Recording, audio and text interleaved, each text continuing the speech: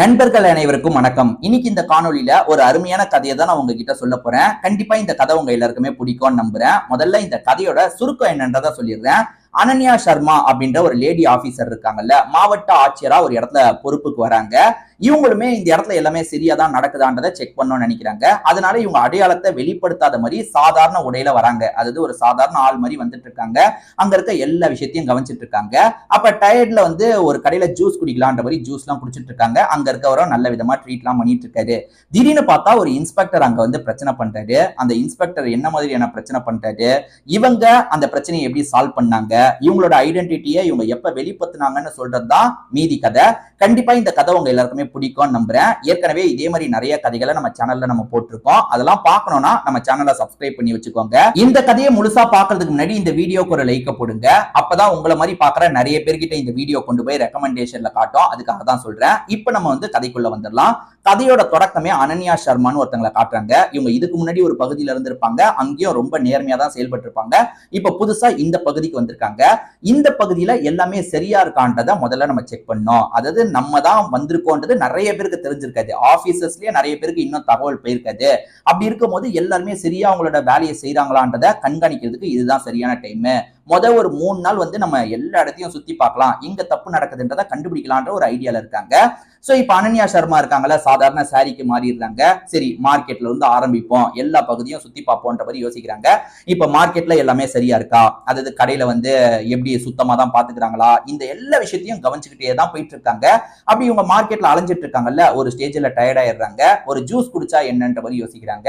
அந்த இடத்துல ஒரு நபர் ஜூஸ் எல்லாம் வித்துட்டு இருக்காரு. ரேட் எல்லாம் வந்து கரெக்டான ரேட்டா இருக்கு, ரொம்ப அதிகமாலாம் இல்லாம கரெக்டான ரேட்ல இருக்கு. இவங்களுமே அந்த இடத்துக்கு வந்துடுறாங்க. எனக்கு இந்த ஜூஸை போடுங்கன்னு அவருமே வந்து சீக்கிரமா ஜூஸ் எல்லாம் ரெடி பண்றாரு, இவங்களுக்காக தந்துட்டு இருக்காரு. ஒரு பையன் வந்து ஜூஸ் வாங்கணும்னு ஆசைப்படுறான். பக்கத்துல வந்து சின்ன பையன் வந்து ஜூஸ் வாங்கணும்னு ஆசைப்படுறான். அவங்க கிட்ட போதுமான காசு இல்ல. இந்த கடைக்காரரை பொறுத்த வரைக்கும் கொஞ்சம் நல்ல டைப்பா தான் இருக்காரு. தம்பி, என்னப்பா ஜூஸ் வேணுமா, காசு இல்லைன்னா பரவாயில்ல, இந்தப்பா குடிப்பான்ற மாதிரி அவனுக்கு ஜூஸ் எல்லாம் தந்துட்டு இருக்காரு. பரவாயில்ல, நல்ல டைப்பா இருக்காரு அப்படின்ற மாதிரி அனன்யா லைட்டா அவரை பார்த்து ஸ்மைல் பண்றாங்க. அவருமே பதிலுக்கு சாதாரணமா ஸ்மைல் பண்ணிட்டு இருக்காரு. இப்ப இவங்களுமே ஜூஸ் எல்லாம் குடிச்சு முடிச்சுட்டு கிளம்பலாம்னு நினைக்கும் போது வேகமா ஒரு இன்ஸ்பெக்டர் வராரு. ஒரு ஜூஸை போடுன்ற மாதிரி அதட்டி சொல்றாரு. என்ன இவரோட நடவடிக்கை கொஞ்சம் கூட சரியில்லையன்ற மாதிரி அனன்யா இருக்காங்கள கவனிக்கிறாங்க. அவரை பொறுத்த வரைக்கும் இன்ஸ்பெக்டர் இவங்க பதவி தான் ரொம்ப பெருசு. இந்த இன்ஸ்பெக்டரோட ஆக்டிவிட்டி கொஞ்சம் சரியில்லையே, நம்ம கவனிக்கணும்ன்ற மாதிரி அந்த இடத்துலயே கொஞ்சம் தள்ளி நிக்க ஆரம்பிக்கிறாங்க. இவர் என்னதான் பண்றாருன்றதை கவனிச்சிட்டு இருக்காங்க. அந்த இன்ஸ்பெக்டர் கொஞ்சம் அதட்டி தானே ஜூஸ் எல்லாம் கேட்கிறாரு. இவரும் ஜூஸை போட்டு தந்துடுறாரு. ஜூஸை குடிக்கிறாரு. வேகமா குடிச்சவரு எதுவுமே கண்டுக்காத மாதிரி வேகமா அங்க இருந்து கிளம்ப பாக்குறாரு. அதாவது ஜூஸை குடிச்சா காசு தரணும்ல, அந்த காசை தராம வேகமா கிளம்ப பாக்குறாரு. உடனே அந்த கடைக்காரர் இருக்காருல்ல, சார் சார் நில்லுங்க சார், நில்லுங்க சார், ஜூஸ் 70 ரூபா சார், காசை தராம போறீங்கன்னும் போது, எது போலீஸ் கிட்டே காசை கேப்பியா, எதுக்குடா காசை தரணும், நீ ரோட்ல தானே கடை போட்டிருக்க, நான் ஆக்ஷன் எடுக்குவா அப்படின்ற மாதிரி அந்த கடைக்காரரை மிரட்டிட்டு இருக்காரு. சார், நான் முறைப்படி தான் சார் கடை வச்சிருக்கேன், எல்லாருக்குமே இந்த இடத்துல வந்து அந்த இதை தந்திருக்காங்க, வசதியை தந்திருக்காங்க கடை வச்சுக்கலான்ட்டு, நான் அந்த மாதிரி தான் கடை வச்சிருக்கேன் சார், தயவு செஞ்சு என்னோட காசை தாங்க சார், இப்படி பண்ணாதீங்க சார் அப்படின்ற மாதிரிலாம் கெஞ்சும் போது, காசெல்லாம் தர முடியாது, இப்ப என்னன்ற அப்படின்ற மாதிரி மிரட்ட ஆரம்பிக்கிறாரு. இந்த கடைக்காரரை பொறுத்த வரைக்கும் வந்து காசை நம்ம வாங்கியே தீரணும், நம்ம வந்து நம்ம ஜூஸை ரெடி பண்ணி தந்திருக்கோம், எதுக்காக காசை விடணும்ன்ற மாதிரி யோசிக்கிறாரு. ஆனா இவருக்கு வேண்டியவங்க பக்கத்துல கடை வச்சிருப்பாங்களே, ஐயோ போலீஸ் கிட்ட எதுக்கே பிரச்சனை, வேணான்ற மாதிரி இவரோட மனசை மாத்துறதுக்கு ட்ரை பண்றாங்க. விட்டு தள்ளு, நம்ம வேற ஜூஸ், அதாவது மத்தவங்க கிட்ட காசு வாங்குறல அதை வச்சு மேனேஜ் பண்ணிக்கோன்ற மாதிரிலாம் சொல்றாங்க. ஆனா இவரை பொறுத்த வரைக்கும் சரி என்னோட காசை தாங்க சார்னு ரொம்ப ரெக்வஸ்ட் பண்ணி தான் கேட்டுட்டு இருக்காரு. இது எல்லாத்தையும் அனன்யா தள்ளி இருந்து கவனிச்சிட்டு இருக்காங்க. இப்ப அனன்யா கொஞ்சம் முன்னாடி வந்து பேச ஆரம்பிக்கிறாங்க. சார், நீங்க ஜூஸ் குடிச்ச ஜூஸுக்கான காசு தானே கேட்கறாரு, அது தரதுதான் சார் முறை, இந்த மாதிரி நீங்க போலீஸ்னா காசு தராம போவேன்னு சொல்லுவீங்களா, காசை தாங்க சார் அப்படின்னும் போது, நீ யாரு தேவையில்லாம இதுக்கு நடுவுல வந்துட்டு இருக்க, ஒரு போலீஸ் கிட்ட பேசுற, அதை மறந்துடாத, என்ன கேஸ்லனாலும் நான் உன்னை உள்ள தள்ளுவேன்ற மாதிரி மிரட்டுறாரு. அதாவது பிராத்தல் கேஸ்ல கூட உன்னை உள்ள தள்ளிடுவேன்ற மாதிரிலாம் மிரட்டுற மாதிரி பேசிட்டு இருக்காரு. அனன்யாக்கு உள்ளுக்குள்ள செம்ம கோவம் வருது. ஆனா அந்த கோவத்தெல்லாம் கண்ட்ரோல் பண்றாங்க. கண்ட்ரோல் பண்ணி இந்த கடைக்காரருக்காக இந்த இடத்துல மேற்கொண்டு பேசுறாங்க. இல்ல சார், இதெல்லாம் தப்புன்ற மாதிரி பேசுறாங்க.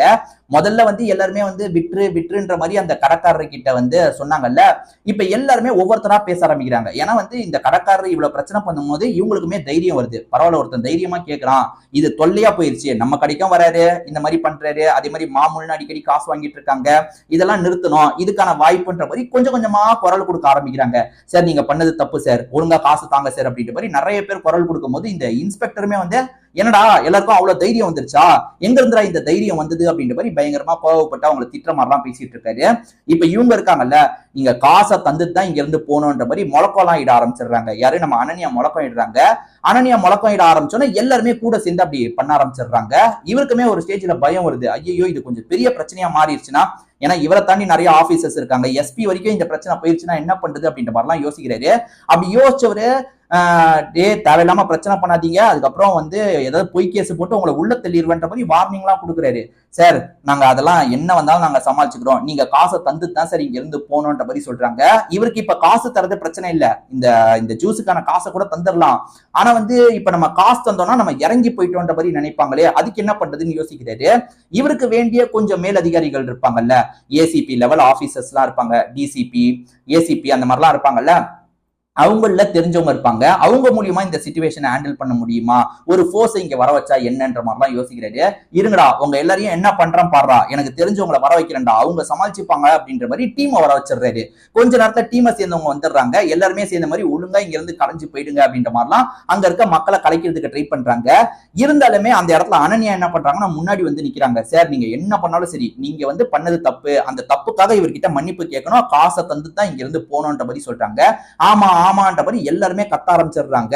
இப்ப வந்திருக்க டீமுக்கே கொஞ்சம் பயம் வந்துருது, என்ன எல்லாரும் சேர்ந்துட்டாங்க என்ன பண்றது, எல்லாருமே போன்ல ரெக்கார்ட் பண்ணிட்டு இருக்காங்க இவங்க பண்ற எல்லாத்தையும்.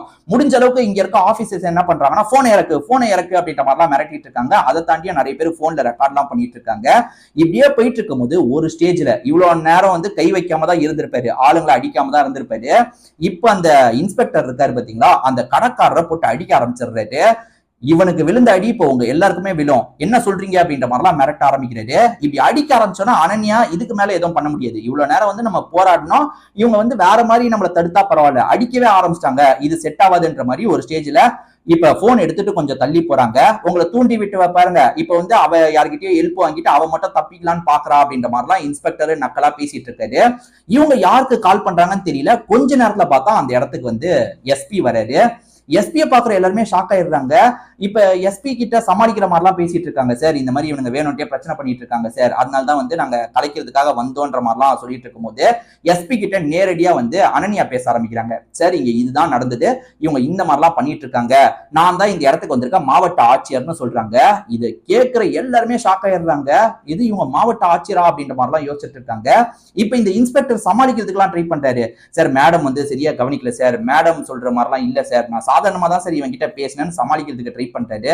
ரொம்ப நடிக்காதீங்க சார், நீங்க பண்ண விஷயத்தை தான் இங்க இருக்க இத்தனை பேர் ரெக்கார்ட் பண்ணி வச்சிருக்காங்கல்ல, அதுல ஒரு ரெக்கார்டிங்க பார்த்தா கூட நீங்க பண்ணதெல்லாம் தெரிஞ்சிடும் சார், எப்படி சார் நீங்க அந்த மாதிரி நடந்துப்பீங்க, எத்தனை பேர்கிட்ட எத்தனை பேரோட லைஃப்ல இந்த மாதிரி நீங்க பண்ணிருப்பீங்க அப்படின்ற மாதிரிலாம் பேசுறாங்க. இந்த இன்ஸ்பெக்டருக்கு என்ன பண்றதுன்னு தெரியல. இன்ஸ்பெக்டருமே மன்னிப்பு கேட்டு இந்த பிரச்சனையை முடிச்சிடலாம்னு யோசிக்கிறாரு. மேடம் தெரியாம பண்ணிட்டேன் மேடம், தயவு செஞ்சு என்ன மன்னிச்சிருங்க அப்படின்ற மாதிரிலாம் கேட்கிறாரு. இல்ல சார் இந்த விஷயத்த மன்னிக்கவே முடியாது, உங்களுக்கு எதிராக ஆக்ஷன் எடுக்கணும், இதை வந்து நான் சட்ட ரீதியா அணுகுவேன்ற மாதிரிலாம் சொல்றாங்க.